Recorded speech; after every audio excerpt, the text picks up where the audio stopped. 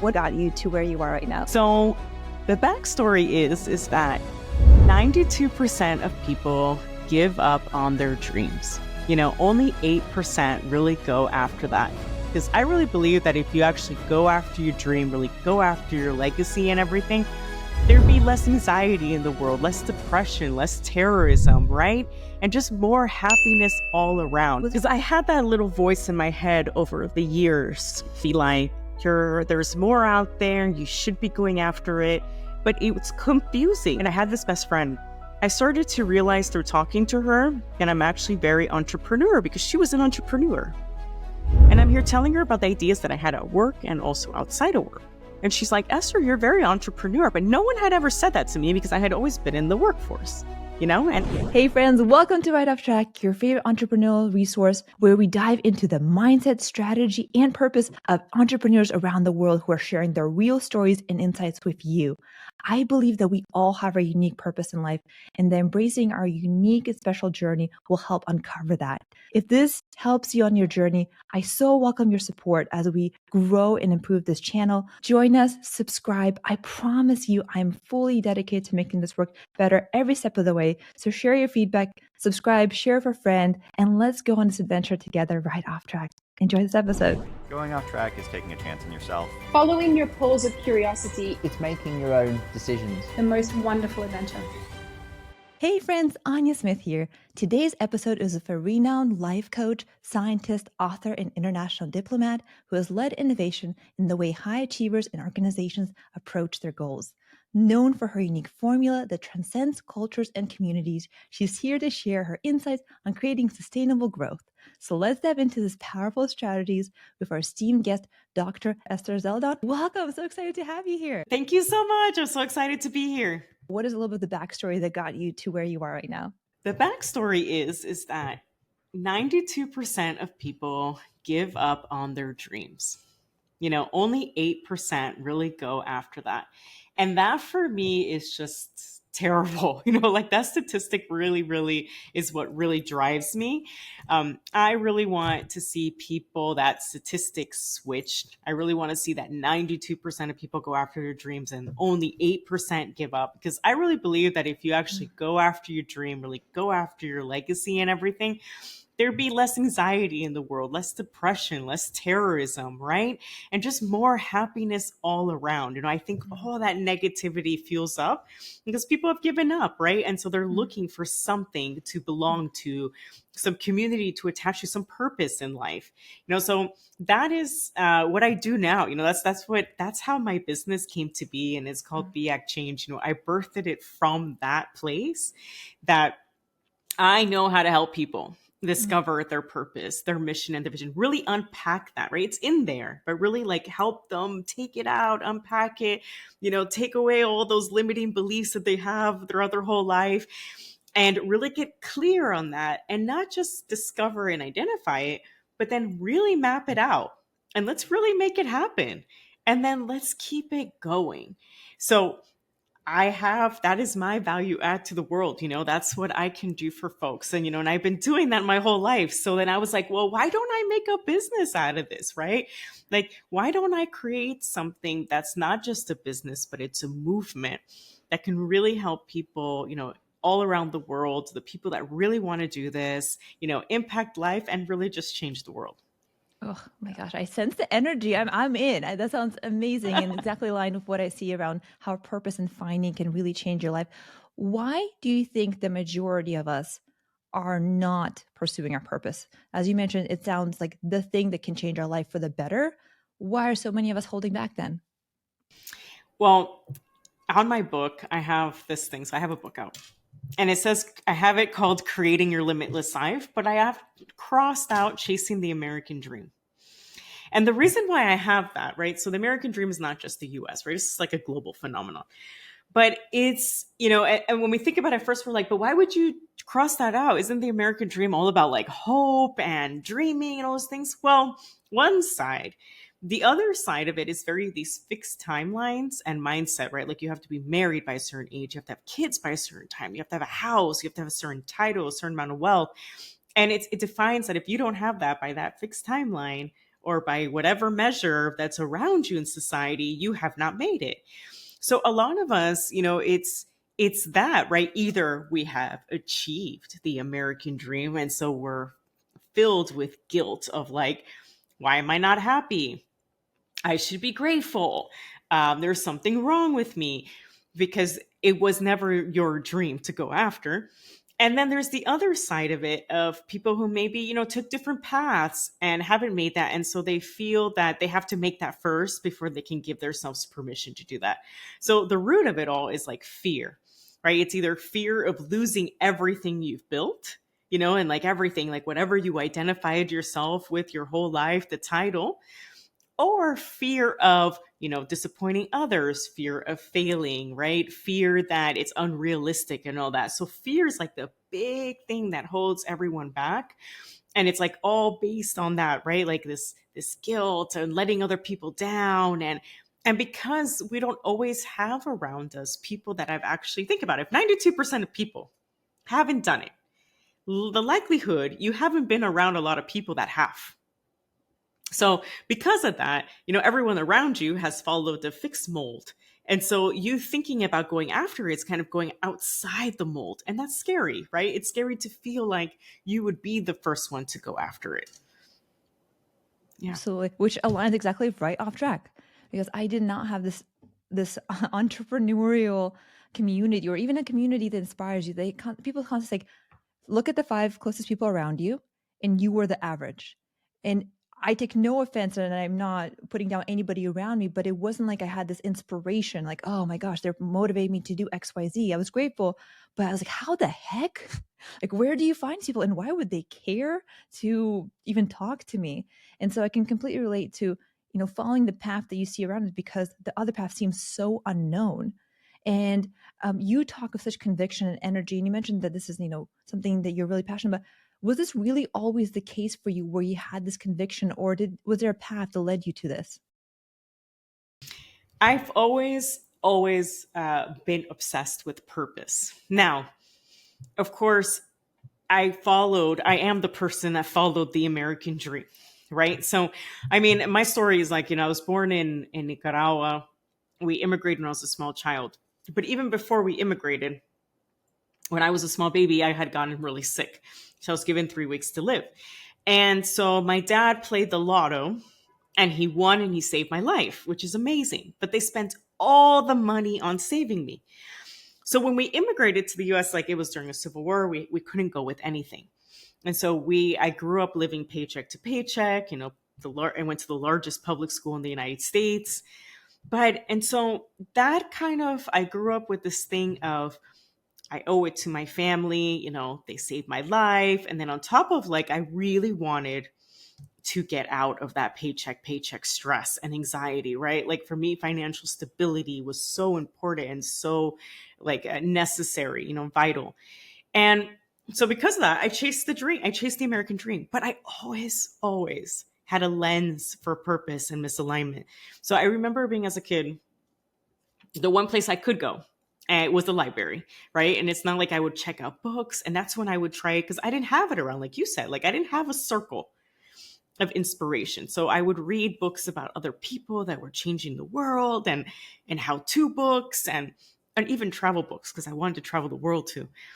And I would try to study what they were doing, what they're doing. But the one thing I noticed was that there was always talk about purpose and talk about knowing your why and all this stuff, but very few people, and actually I didn't find any, said anything about how to do that, And so I was always like, how am I going to do that? I know it's important, but how do I find that? What do I do? How do I know what it is? I mean, so I was like, okay, let me take pieces of different people's philosophy. And I kind of knew, I would kind of read between the lines, and I was like, well, it must be like my calling somehow. And I knew I wanted to impact the world. So I was like, okay, well, I think how I started following people's formula back then, but I was still being taught the American dream. So I was like, oh, it has to be by title. So I was like, oh, most of these people have doctors in front of their name. Okay. So, and that's how I kind of was like, okay, let me go on the path of, I'm going to be the best student. I'm going to get the best grades and the scholarship and all that. But I mean, it was an enormous pressure I put on myself, I talk about this in my book. Like at 16, I tried to take my own life because I felt like I was a burden to people. I felt that it was so unobtainable. It just everything, And it's funny because everyone thought that it was because, I had broken up with my high school boyfriend, but it wasn't necessarily that. It was that all of a sudden I'm sad and I'm being a burden. And all of a sudden, it's what I had mapped out for my life. What I thought I was looking was not going the way. It was all the pressure that I had put on myself on what I thought I needed to be. And then, I went through so many struggles, like I went to college and I almost failed my first semester because I didn't know how to, like, I was working a bunch of jobs and studying, and I didn't know how to map out like the different goals, right? All of a sudden I went from top of my class at the largest public school to now in a school filled with people who were competitive and had a lot more exposure to things that I didn't, right? And so I had to catch up. I had to look at my deficit. But I learned along the way, but I was still chasing the title. So, like I remember like finishing college and finding all the experiences, and I got to travel the world. And then I went to graduate school. But I even noticed in graduate school when I had free time, here I was mobilizing the students, right? I was here building community, mobilizing people together. And I was always coaching people that were 2 chapters behind me to be able to catch up to me and be alongside where I was. And so I was always that coach and always that person and helping people follow their dreams. But I wasn't doing that for myself because I thought, well, I need to keep doing this for everyone else. And the only way I'm going to have impact is when I meet this American dream per se, right? And really help the people around me. And so, then that led me to the workforce. And I was like, okay, international development, that's somewhere where you change the world. This is where I'm going to be, And then I got into that field. And yes, there was a lot of impact that I made there. But at the same time, I wasn't in full alignment with me. Like half was and half wasn't. The job also came with, even though you are impacting people, you're still a representative, right? You're still confined to what that organization represents. And so I didn't have the creative freedom, right? I couldn't have a voice on platforms to really voice what I'm saying like right now, And so it was still stifling, but I was still chasing the ladder. And so it wasn't until I completely climbed the ladder and I was sitting there, in a director type position, managing a large team, had raised $100 million for his communities, right? Great stuff. Yeah. And I'm sitting here in this room of awards and I'm like, but is this my life? It's like, cause I could stay another 10 years, and I was like, okay. And then maybe eventually you become ambassador, like the next step, all that. But I was like, well, is that the impact and the legacy I want, And at the end of the day, when I started looking at it, what I really enjoyed was my coaching of my staff, like building up my team, coaching communities, like being able to change the way people saw development. Because the usual approach is that you go into a community and the experts go in and tell those communities what they need. And I was like, I'm sorry, but everyone has, because I knew for myself and everyone I had been helping for years, everyone has a purpose, mission, and vision. So I'm like, wait, these communities are not that much different from the communities I've been growing up in. So how could you say that you have the answer for them? They have their own dreams. And why don't we instead fund the dreams that they want to go after? And everyone looked at me crazy at first. And they're like, yeah, but then what does that mean? Because I'm the expert. And then what does that mean for me and my value add? And that's when for me it started clicking. I'm like, our value add is not our title. Our value add is not our technical space. Sure, that's a great expertise that we have, but that's not where your value add is. Your value add is whatever your process in solving problems. But it's not necessarily you telling someone and what they need to do. And instead, why don't we fund what they want? And you're going to see we're going to have so much more impact. And luckily, once I was in that position, I was able to prove that approach does work, because then it's owned by the communities and they soar, right? And it's the same as an individual. If actually like your dream is supported, like real dream, not being told what to do. Like you're really like fostered and mentored and coached and supported in what you want to do, you soar. You soar, you fly high, and it's the same, right? And so for me, it was that, like, that was my journey to them being like, this is my higher calling. I realized there that this is so much bigger than this institution. This is a global problem. And plus, by then, I had already years of experience and the confidence to be like, no, this works. You know what I mean? I had doubted myself for so long. And I'm like, no, purpose is not a first world thing. I'm sorry. Now that I've traveled all around the world, it's a global phenomenon. And then, like, second, we all deserve it. And I've seen, and I saw people that when they actually had the space to go after it, they did amazing, amazing things. And so that's when I was like, no, this is what I have to do. And that's what gave me that courage then to leave it and embark and create this, and I had to believe that this would work. Do you know what I mean? And I think that was the first step for me, was like really believing that my value add was valuable, and that it could create something that I have today. Oh, Esther, you are such a gift to the world. And it's, we talk about the story of your incredible, life. And from the very beginning, there was this miraculous event, like being given such a dramatic medical diagnosis and then have the life gift of having a lottery to say, like, what an incredible gift. And from the beginning, that's I don't know, it just seems like divinity. Maybe I'm not religious, but I just believe in little signs like that. It was like, this person is meant to do something really special in the world, and here is the gift to them. And I also love in the story, and I think everyone can relate to us, that we believe that something is challenging us, something is not working. Why? But I truly see that if you reflect on your journey, every step is preparing you for the next step. So how beautiful when you were talking about, hey, here I went to school and now here I am in this position, and my experience of being able to reflect on my community, where saying, would this really work? Because I can relate to being that person in the community, has changed the way you see things right now. So it's beautiful how the journey, sometimes we don't take it, and we take it for granted, right? Like, oh, why this? It's not really cool, whatever. But then I just look at the universe and how it wisely shapes every experience. And then, like, exactly everything that you maybe took for granted prepares you to serve the best way possible. And you mentioned, like, you had this reflection about having confidence right now to do more. Was there a final, like, breaking point where you said, you know what, I'm done? And can you describe in a little bit more depth, like, what was that like? Because I'm sure it was hard as well. Oh, definitely. Because I had that little voice in my head over the years be like, there's more out there. You should be going after it. But it's confusing. And so that's why I'm like, I relate to, if there's a listener out there that's confused, I get it. Because at first I found it so confusing sometimes that I was like, maybe it's because I haven't reached the next check mark, and that's when it'll go away. But the thing is, the little voice never goes away until you're in alignment. But at that time, it was so confusing because I was like, well, like in my journey, you know what I mean? Because I had been married before and got divorced. I was always like, well, when I get that happens, I will feel better, and it's not true. It wasn't until, like, it's the alignment that makes you feel better.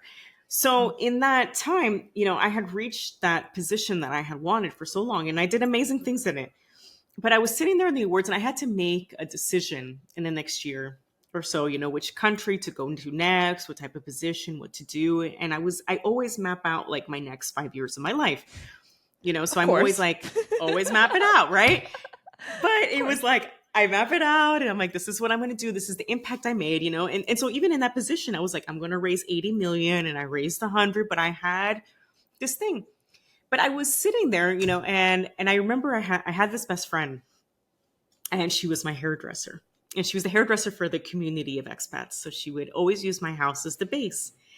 And she would come over all the time, and she would come between clients. And she was the first one that, other than my husband, that I would openly speak about, like, I have these crazy ideas. Like, I started to realize through talking to her, and I'm actually very entrepreneur, because she was an entrepreneur. And I'm here telling her about the ideas that I had at work and also outside of work. And she's like, Esther, you're very entrepreneur. But no one had ever said that to me, because I had always been in the workforce, And so I was an entrepreneur in a organization, right? I was like, oh, that's true. And then we started just playing around, and we started designing bathing suits together, which, side note, we designed one. Okay. And I have a picture with it. And it's great. It was like a mommy bathing suit, but that was still sexy. It was like funny, right? It was something I needed at the time, a solution, right? And it's so funny because like a couple months ago, I'm on the internet and I'm looking at Nadia Ferreira, Mark Anthony's wife, and she's in a swimsuit. And it's the exact one I designed. Wow. And it's like, and of course, hundreds of dollars that company's multi-millionaire fine, right? But I just did it for fun with her. But I was like, wow, imagine if I would have taken that idea and done something with it. But we had, come up with these ideas. And then we started being like, well, maybe like we can do more together. And then, but the way I would talk about it is when I retire. How many times do we hear that from people? When I retire, because I was like, oh, I'm only 8 years away from my pension, because since I was an international diplomat, the years are a little less than in a traditional government. So I was like, oh, 8 years, because, I'll have my pension and then I can retire, right? I was taught, right? Put your head down and work hard, and retirement is your freedom. Is life. When you start life at retirement. Exactly. And that's when you'll have creative freedom. So we would talk so much about these crazy ideas. I mean, and the thing is, a lot of them weren't crazy. And so we would say, hey, like, you know what, we'll start it together, and maybe you can start it while I'm working here, since I can't have a business on the side. Well, she started getting a lot of headaches, and her doctor said she needed a surgery. And so I was like, oh, don't worry, I'll help you fundraise with the neighborhood. So we fundraised for her surgery, and everyone was willing to help. Like, everyone loved her, and it was wonderful. And so that was a Thursday, and I was supposed to see her on Monday, after surgery, and her daughter slept over the weekend. Everything's fine. On that Saturday, we got a call that she didn't make it. And for me, that's when I hit rock bottom, because it was like, what? I mean, she wasn't that much older than me. And she had all these dreams and aspirations that no one knew about. I knew about them. And for me, that was my wake-up call. Like, I went, and I was a zombie for like weeks, right? But I went to her funeral, and it's a very cultural funeral, Latino funeral, but it was all about everyone else there and not about her. It was not a celebration of life. And it was all about like, our time's going to come. Let's reflect our time. And I was so angry, and it's not anyone else's fault, but I that's how I knew, right? I was angry at the funeral. I mean, sad and angry, because I'm like, why aren't people talking about the amazing person she was? Why aren't people talking about all the dreams she had and the impact she made? Like, she made an enormous impact on my life. Why aren't people like shouting that out from the rooftops? Like, why aren't we living out our legacies? And from there, I was like, you know what? Life is short, and why? And then I did some inner reflection on myself, going, I had this pattern in my life where I was waiting for someone else to do it with me. It's kind of like, I was reading a book recently about Prince Charming, even though I didn't see it in terms of a man. I saw it in terms of either my job, that they would automatically see how brilliant I am and the opportunities will come to me. Or and at one point I did see it as a man, that I would marry someone that was entrepreneur, and all of a sudden, like, the doors would open for me. And then I realized, but why am I not my own Prince Charming? And I started to realize I need to do this for myself. Like, I don't need to wait for someone, to do this with me. And she's not going to be here with me. And it was really hard. So I'm like, wow, I'm going to have to do this alone. Now, she's the person I would have wanted to do this with. And I went for it. So that was my breaking point, where I was like really reflecting on death, on my own legacy. And then also, like, man, 8 years all of a sudden felt really long. Do you know what I mean? Like, to wait for pension. I'm like, 8 years is a really long time. Like, in 8 years, I could create so much. And I knew that from planning. We always overestimate what we can do in 1 year and underestimate the power and influence we can have in 5. And I'm like, why don't I create what I want to create in the next 8 years instead? You know what I mean? And I can always go back to this later. Like, I don't have to choose the safe route. And I need to coach myself like I coach others. And so that's why I went after it. I was honor her legacy and also honor myself, you know what I mean? And really like live. Yeah. And what is your friend's name? Rita. Rita. Thank you for honoring Rita. She sounds like an incredible human being. Yeah, she was amazing.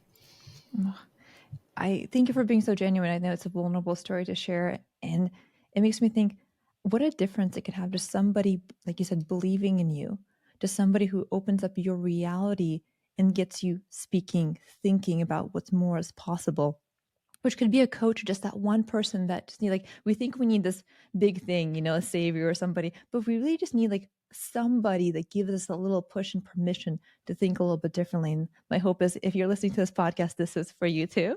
That if nobody's around you, like, this is your permission sign. Like, we believe in you and you can do something a little different to support your path.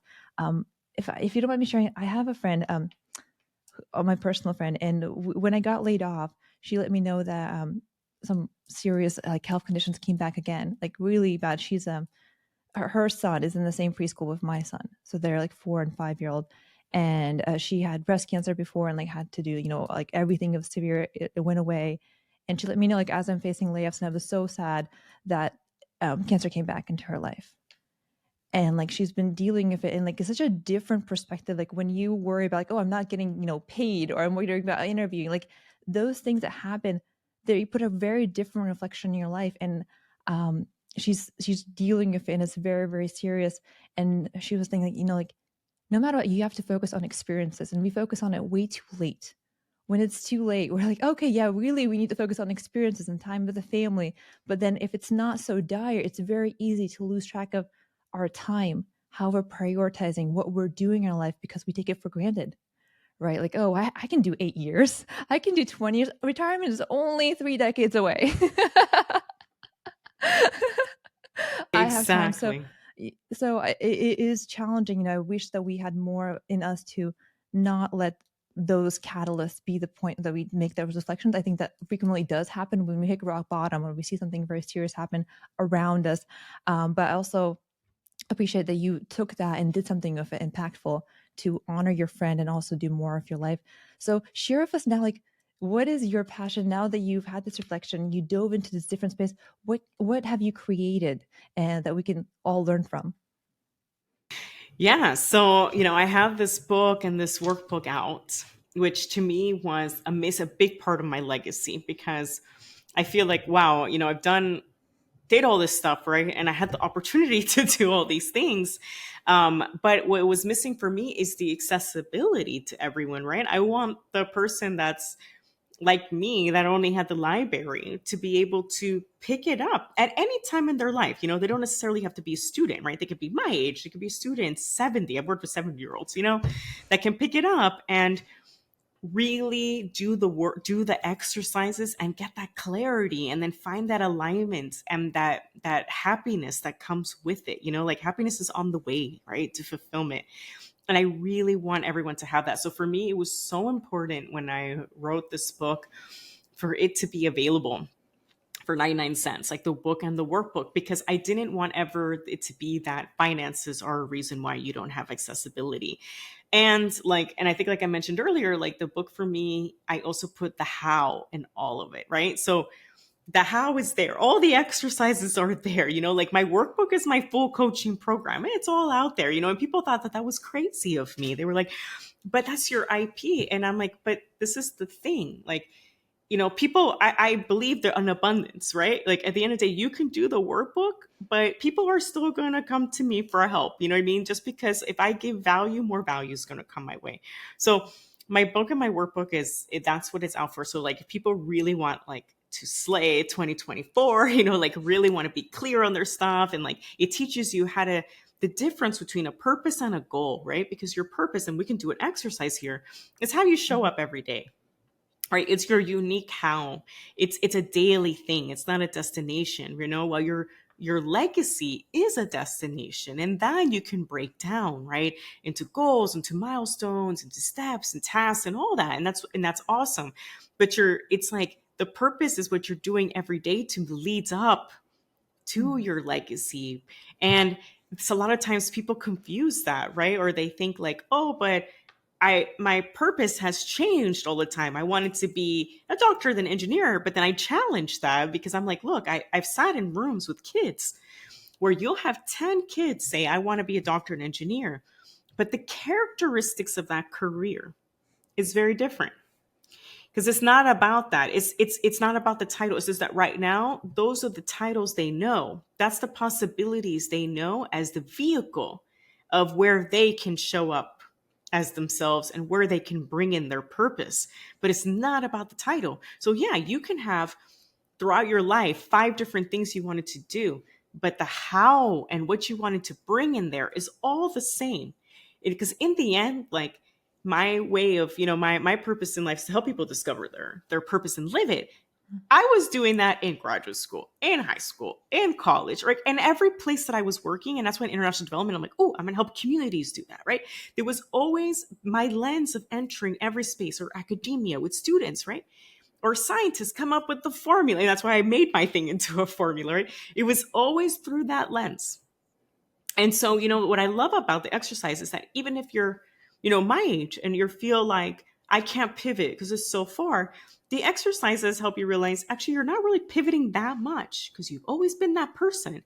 It's just, let's repackage your experience. Let's reframe it. Let's rebrand it. That all your experience is tied to your purpose. And honestly, like, we should be doing that all the time in job interviews, in places, in pitches, because people want to know, are you aligned? People want to know what you bring, right? And if you're clear about that, you even start attracting opportunities that are super unique to you. So that's what I have out in the world right now, right? And I do speaking and I do coaching.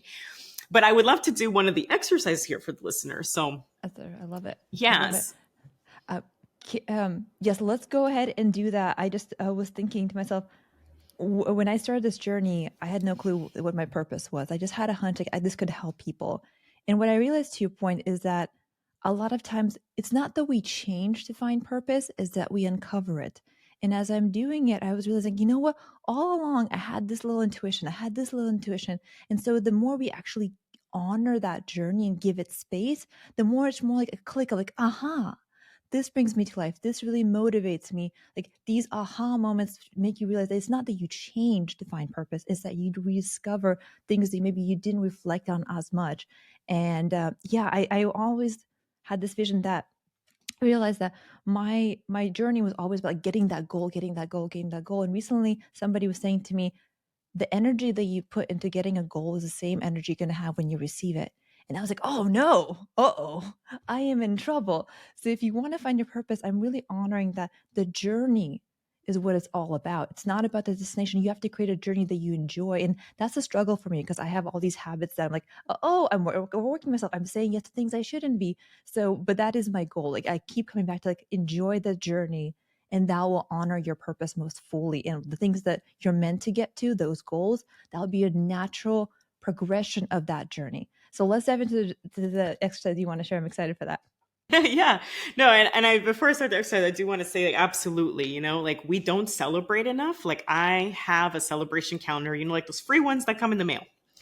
I literally put down every day something to celebrate, being on this podcast, writing a title of something, even when I wrote my book, like writing the title of the paragraph, because we always want to celebrate when we've reached whatever destination it is. But then it's just like one day. We haven't celebrated the entire journey. And sometimes it's not about making the journey. It's not about finishing. So there's just even the discovering and the learning we did along the way. It's worth celebrating. And when we change that framework, then it doesn't become like we're waiting for this lightning to strike, right? We learn to find happiness in the day-to-day. And then you can look at the whole year and be like, wow, look how much amazing things happened to me all year. Because imagine if I would have celebrated the book took me 18 months. That would be crazy to celebrate the end. Like, that would have been like unsatisfying. Instead, I celebrate every step, every part I left in, everything that I shared, and so I encourage everyone to have like the celebration calendar, even if it just means like, hey, I did self-care for an hour today. I said no to something. I don't know, I got to bond today with someone. I met someone amazing. Like all those things like add on amazing value to our Absolutely. lives and to our everyday. So the exercise. Let's do it. Or- Let's do it. Let's do it. Okay. So if we're going to start with I'm going to start with you with the question. So if you had to pick one global problem to solve, what would that be? Education. Okay, education. Awesome. So the G7 heard your answer. You know, the global summit. They're like, "Wow, Anya, that was an amazing answer." Okay, so we want to give you $2 to $5 billion to solve education, but we need to know how you plan to do that. Yeah. Well, my vision, although I don't have time for it, I envisioned creating more resources that inspire kids to be more entrepreneurial, right? So it's whether giving them like, well, to your point, it would have to be community based, right? So you have to go to each community to understand like what resources are available there that would maybe give them, mentorship or something related to that to give them like opportunities that they can innovate within an entrepreneurial kind of structure within their environment, so they feel like it's local and relevant, and also it's people who they can emulate within that environment. But the idea, like our discussion talks about, is that education right now is so much of a do this to get a grade, and it gives a sense like, oh, well, if you get a grade, that's awesome, right? But we're not teaching kids to be like solve problems that are challenging, become comfortable failing, and then see adults around you who that's their normality. So I would educate and invest in creating resources that give a top-down educational approach to kids, where they also get to meet people who are entrepreneurial. It's in their community, inspire them, and kind of have this symbiotic relationship between one another, and invest in kind of more resources for maybe giving the people who are creating that education more opportunities and rewards and education how to be better mentors as well, and then scale that as much as possible. That's amazing. And actually, as you were talking, I'm like, oh my God, that's just like this podcast, right? So now my question is, right? So you put down your steps, right? It's about giving people resources, empowering them. I heard a lot of like empowering them, and also giving them by, I guess, representation and mentorship, right? So they know that other people like them exist, right? So I'm hearing a lot of that. Now that we talked about your process and your how, when you think about your personal life, or when a friend comes to you with a problem, or when a stranger comes with you a problem, do you use that same process with them?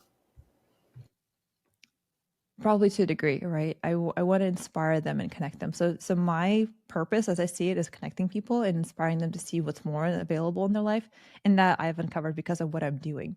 That brings me to life, and I truly believe that there's more, and that when we really uncover that connecting with humans can create something really powerful, that changes the world. Because then you're like, wow, like there are billions of people in the world.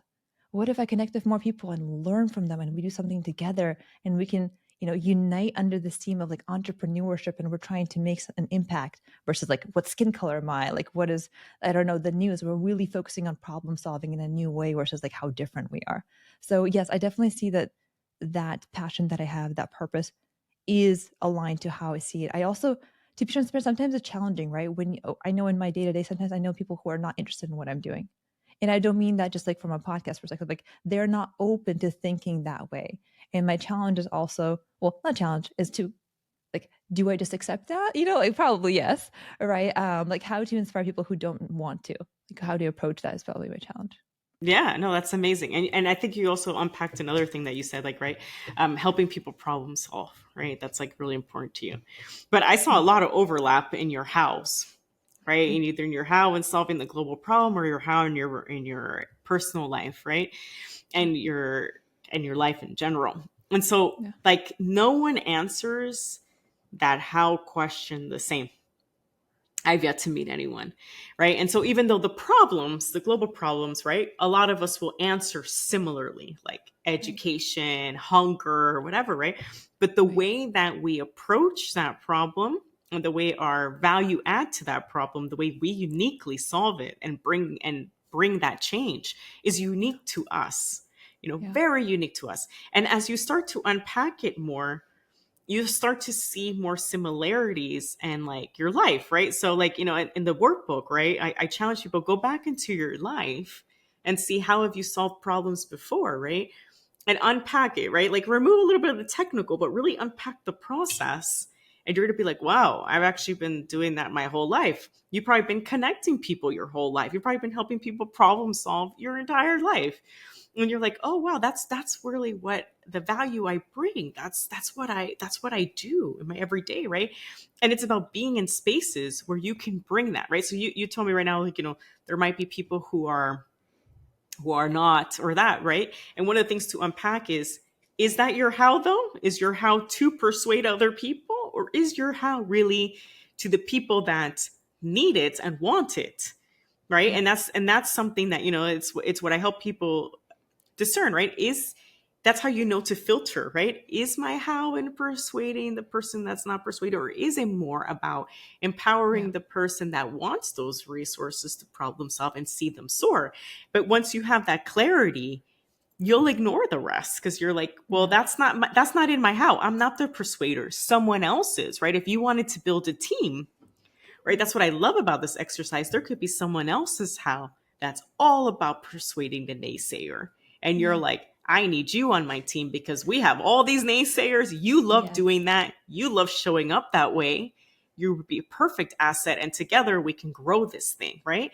And so, yeah, and that's what's awesome about it. So like, that's just one of the exercises in my workbook, because that's what I see so much in like teams and in communities, right? Like, I think we don't value, we only look at like the title and the technical thing, right? But we don't value like our unique way of solving problems, and that when we bring in everyone's unique how, right, we form this amazing puzzle together, because then we're building on each other's strengths that goes beyond like our training and technical skill. And not that we can't use that when needed, but it's so much more powerful when we can show up in the way that we want to show up, and then also lean on other people whose strengths that we don't want to tap into, right? That they want to tap into, right? So imagine like you brought in that other person.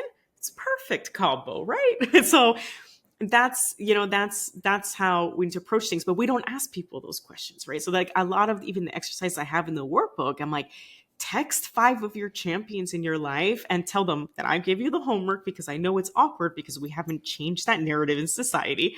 But ask them, how have I impacted your life, and how, like, and when? Because when they tell you that, you're going to realize, wait, it's a lot of the language I just said in my how. They're going to be like, they're going to use a lot of the same thing. I'm sure when you ask them, they're going to tell you that you connected people, that you helped them solve problems. And then you're going to be like, oh my God. But then they'll also tell you other things that you may not have in your radar. And that's going to be like, oh, wow, I have this other unique value I didn't even know. And when I did that, I didn't even remember that. But then that helps like the puzzle piece, right? But imagine if we would do that more often with each other, right? We could help, right? Support each other and find places that could align with the other person that's their fit. Like I remember some people come to me and are like, oh man, like I don't feel like I'm valued here. But I'm like, but you know what? You're going to be valued somewhere else. Maybe they don't need your how to, but I know someone else who's needs your how to, who's like, that's going to change their business and their lives. And they need that from you. Oh, yeah. So many takeaways over there. I'm just like taking notes because I just don't want to interrupt you. So thank you for the exercise. I love it. And to be frank, like I cheated a little bit because I've thought about this entrepreneurship program for kids for a while. So it's like, oh yes, let's totally talk about that.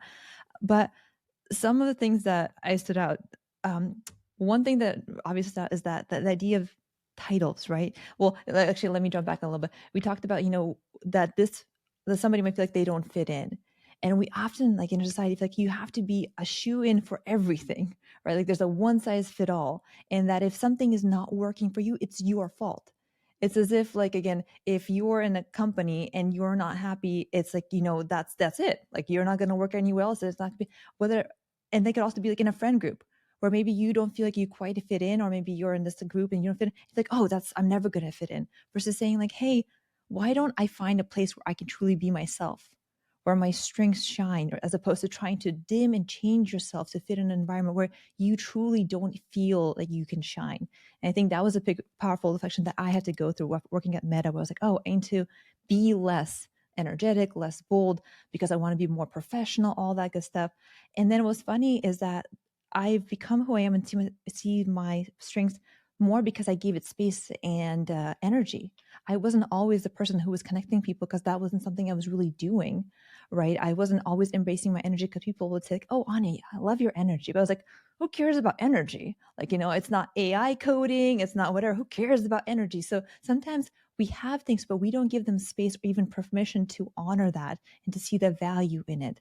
So I love the exercises that really reflect on that and give a different perspective so you can holistically look at it together and like have that maybe a different lens on things that look familiar, but maybe you undervalued before. And the last thing Exactly. I know in fact, last thing I just wanted to add is that when I started the entrepreneurial path, I realized how getting out of the corporate, which, not that has to happen, but like that changes your relationship with titles, right? Like there was somebody who's now a good friend who was like a director, and I met her at Meta, and we were like levels apart. So I met her, I thought she was lovely, but we never interacted because she was higher above me. And now like we don't work together. I don't have a title. I'm like a founder, but of my own thing. And now we're really good friends, and titles don't matter. Like I reach out to CEOs and whatever every day because I don't care. Like they're still humans, And so like when you realize, like you get out of it, you realize how artificial it is. And not that I don't respect that, but you realize that people don't care about titles as much. They care more about the human and what you bring to the table. And so that was just like an interesting, like a blindfold that you take off, like, whoa, was that there all along? I just thought I was so limited, but really those limits were so artificial. Oh, absolutely. I mean, that's for me why I love the legacy exercise, so like in my workbook, I make people pretend, go into death, you know what I mean? And write their Yeah. obituary, because I think it's when you're writing that exercise and rewriting it is when you realize that no one's talking about your title there. They're talking about the impact you made, the impact you had on them, how you made them feel, they talk about your how. What's that question about your how to? They're talking about that there, and then you realize there that that's not what goes goes with you. You know what I mean? The other stuff goes with you, and that it's kind of like the title was there. Maybe you did it for financial reasons or whatever. I did it for climbing the ladder to I thought that it would give me more opportunity to make change and all that. But really the change was happening whether I was in the title or not, and actually when I let that go and really saw everybody for all their unique value add, I actually was able to make more impact, right? Because sometimes we get so fixated. The title also brings about this heaviness of not being able to be vulnerable, right? And there's so many people I work with that have these titles that then it's like, and actually, I write about this in my book, that actually high performing individuals and high achievers a lot of times are more bullied than others, but they don't say anything because they are like, my reputation's on the line. I can't share that. I can't share that with everyone. Everyone relies on me. And then if I do that, I could lose my job, or people will think that I'm a complainer. And so they're the people who are most likely to stay silent and suffer in silence, right? And it's so, and that's like another thing that we have to get away from that, right? And I remember writing my book. I'm kind of sidetracking, but I almost didn't share I almost didn't share my story because I had come from that environment where public facing, the title, but I had been through a lot, but no one even knew I had been through that. No one, because I was like, everyone relies on me. I'm just going to work hard. And plus I was always like, well, everybody has it worse. So many people have it worse than me. And this is just what I have to endure. But at the same time, was scared to share it because I'm like, oh, my reputation. What if my business doesn't go well and I need to go back to that? And I'm sharing all this stuff and my reputation's tarnished. And I had deleted sections like 5 times. I even went back to my publisher and I was like, can't we just share my formula? Can't we just share my formula? That's what people need, not my story. They just need the formula. And Portia's like, no, like your story. And I was like, but I wasn't trafficked and I wasn't homeless. They're like, you went through a lot of stuff and you need to share that. People need to see it and to hear it and to be able to feel themselves in it. And at the end, then I every time I was deleting sections, I would run into someone that would share me a story and they were going through that, or I would meet with the VP and they were like, my CEO is like bullying me and all this stuff. And I was like, you know what? Like, every time I was like, this is a sign. I really believe in synchronicity, right? And I was like, I need to share my 100%. story. And by sharing my story, I'm being authentic, right? I can't just share the great formula without sharing like everything that I went through to get there, right? But I'm so glad I did, right? Because then everyone has like different people have reached out to me sharing like, oh my God, that's happening to me. Yes, I feel that way. Please continue being the voice for us because I can't feel like I can share what I'm going through. And then you realize like all of our stories matter, right? And we don't share them. We don't take that time um, to be vulnerable. So I hear what you're saying, and so sometimes like we hide also behind these titles because it's safe, right? And we feel like by that way, I feel like a lot of it goes back to like the fear and the safety component. Oh, absolutely. Thank you for sharing your story. I think it's so important. Like the reason again I create this podcast is to share the real sides of the journey. Because if we see only the positives and then we ourselves experience the struggle, it creates a sense of like, I'm doing this wrong. I'm failing. I shouldn't even bother. Hopelessness. So we need to see that. And I just so appreciate you sharing that authentically. If you relate to Esther's story, check out her book and the resources like you've heard these awesome exercises that I've loved. Comment on here which one was your favorite. Share any details if one of them was really your favorite and you feel like comfortable sharing, what you do with the money or what you found out for yourself. I would so love to hear that. Esther, are there any final things that you want to share where people can find you? Any final exercise before we wrap up with 3 rapid fire questions? Yeah. I'll leave people with one more exercise. I love it. Please go. Okay. I love all One of more. them. One more. Because the other important part is, if you're doing these exercises and you're figuring out your purpose, another big thing is that people give up on it, right? So even if you discover it, people are like, oh my God, that's, it gets hard and people give up. So another exercise that I want to give people is to really jot down everything that you've overcome in your life. Whether it's like, for me, it's depression, anxiety. I've also stayed in things too long when I should get out. Whatever that is, write it all down and then write down everything that helped you overcome that. And the reason I put that is that purpose has two sides. The positive side, where we talk about that greatness of how you solve problems in the world and all the how. But that also attracts, this is the vulnerability that also puts you in vulnerable situations on the opposite side of it, right? So for me, because I'm constantly like, helping people and doing all that, right? Sometimes I stay things in too long because I want to see them never give up, right? Or, I'm like you said, like we talked about, right? I'm always trying to trailblaze things. I feel alone. And that's where the depression or that stuff kind of hits in. For other people, it's going to be different. But the toolkit that you use to overcome your things are unique to you, right? So you see on the internet so much about like resilience tools and self-care, and there's tons out there. I even have a checklist with like 50, but it's not about like using all 50. It's about what has worked for me. And rather than using it in just the time that you hit rock bottom, we need to change that approach and incorporate those toolkits into our everyday practice. Because when we do that, right, we don't hit rock bottom anymore.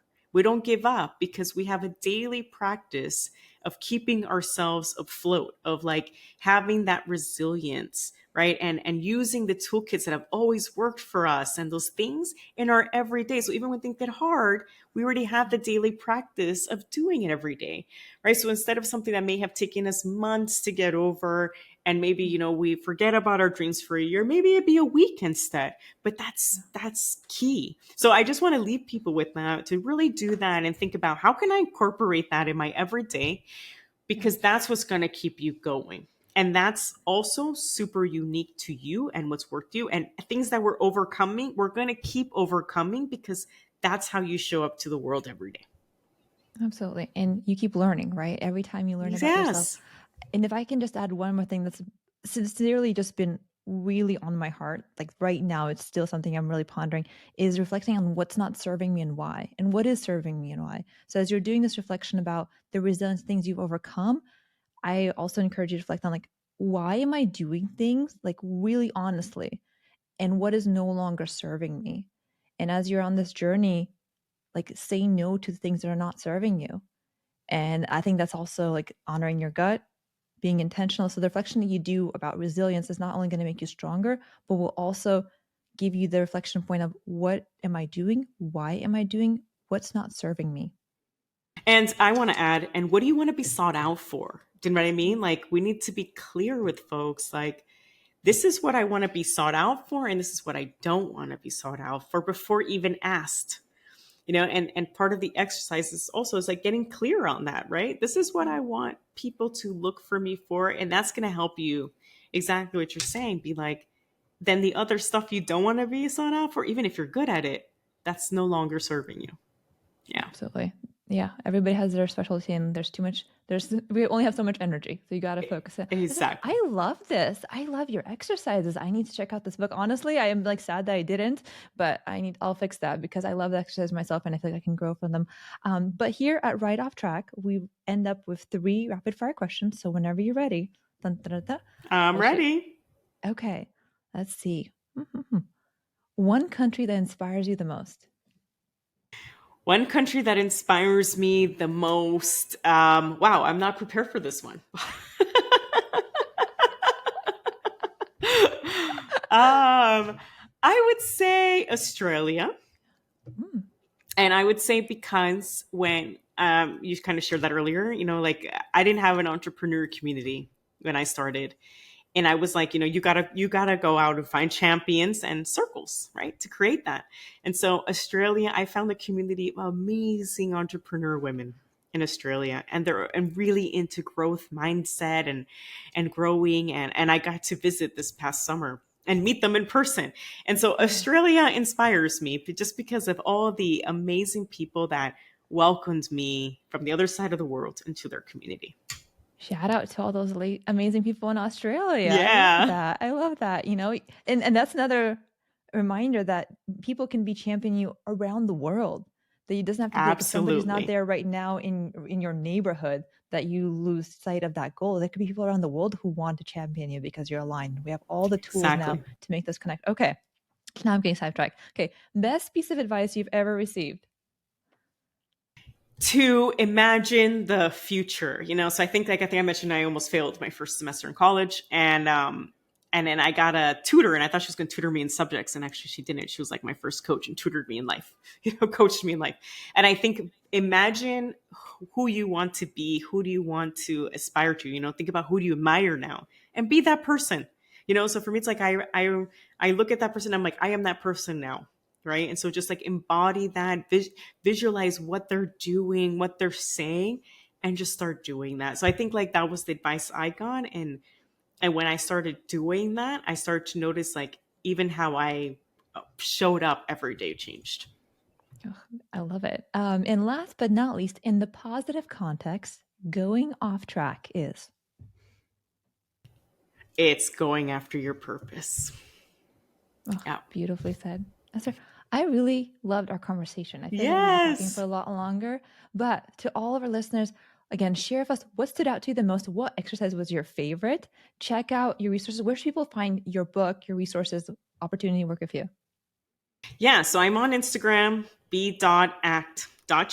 I'm also on LinkedIn, and my book is in Barnes & Nobles, Books and Books, and Amazon. It's called Creating Your Limitless Life. There's a book and a workbook. So you can just find it on any of your favorite online book retailers. And I think, as I mentioned, I have the ebook version for 99 cents. And then you can also order the physical copy if, I like to write in books, if you like that. And what's awesome, this episode is going to come across right before Christmas or the New Year's. So if you want to make an excellent gift for somebody or for yourself, this is the time. This is just like the serendipity of the moment where this great gift could be helping you, somebody who's going for something, maybe struggling, wants a little resource. Here you go. Will be an excellent gift. You can thank us later. And to all of our listeners, again, I want to thank you so much for investing your time and spending it with us. I'm always excited to hear what you gained and what stood out to you. And as always, let's take over the world together, right off track. And Dr. Esther, thank you so much for joining us. Thank you. Thanks to all the listeners. My pleasure.